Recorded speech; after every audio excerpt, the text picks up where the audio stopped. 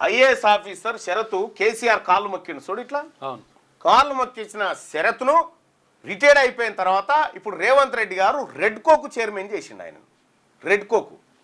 రెడ్కో చైర్మన్గా ఆయన నియమించాడు. సంగారెడ్డి కలెక్టర్గా పనిచేసినటువంటి ఆయనని తీసుకొచ్చి రేవంత్ కాళ్ళకు దండం పెట్టబోయిన టాప్ ఐఏఎస్ ఆఫీసర్ ఈయననే. మళ్ళా ఇది కథ. ఏం జరుగుతుందో చూడుర్రి. నిన్న ఈ వివరాలన్నీ ఇచ్చేసిరు.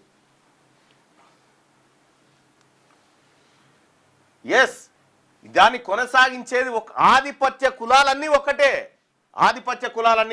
మీరు గుర్తుపెట్టుకోరు. ఒక ఊర్లో సపోజ్ ఒక ఊర్లో సర్పంచ్గా ఒక బీసీ ఆయన పోటీ చేసిండు, ఇంకొక ఆయన రెడ్డి ఆయన పోటీ చేసిండు అనుకో. ఈ బీసీ ఆయన కాంగ్రెస్ నుంచి పోటీ చేసిన అనుకో, కాంగ్రెస్లో ఉన్న రెడ్డి గారు కూడా ఆయన కోటేయడు, ఈయనకే ఓటేస్తాడు, ఆయన రెడ్డి గారికి.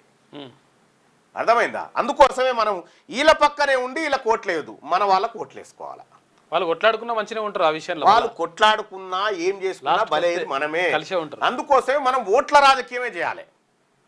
గ్రామాల పొంటి ఇలా చైతన్యం వచ్చి బీసీలంతా ఇలా మంచిర్యాల అక్కడ సభ ఉంది, ఇప్పుడు నేను బయలుదేరాలి ఆడికి. అందుకే సుదర్శన్ అన్నని ఇవి చెప్పమని చెప్తా ఉన్నా. ఏముంటాయి ఇందులో? పత్రికలు మనవి కావు, టీవీలు మనవి కావు, ఏవి మనవి కావని చెప్పిన కదా అసెంబ్లీలో మన నిండు సభలో నిలబడి. అదే కథ ఇక్కడ కొనసాగుతుంది. బీసీ ప్రజలారా అప్రమత్తంగా ఉండాలి. మొట్టమొదటిసారిగా ఈ దేశంలో ఒక బీసీ బిడ్డకు ఉపరాష్ట్రపతి అయ్యే అవకాశం వచ్చింది. ఆ అవకాశంలో ఆయన గెలవాలి అని మనస్ఫూర్తిగా నేను బీసీ బిడ్డగా కోరుకుంటా ఉన్నాను.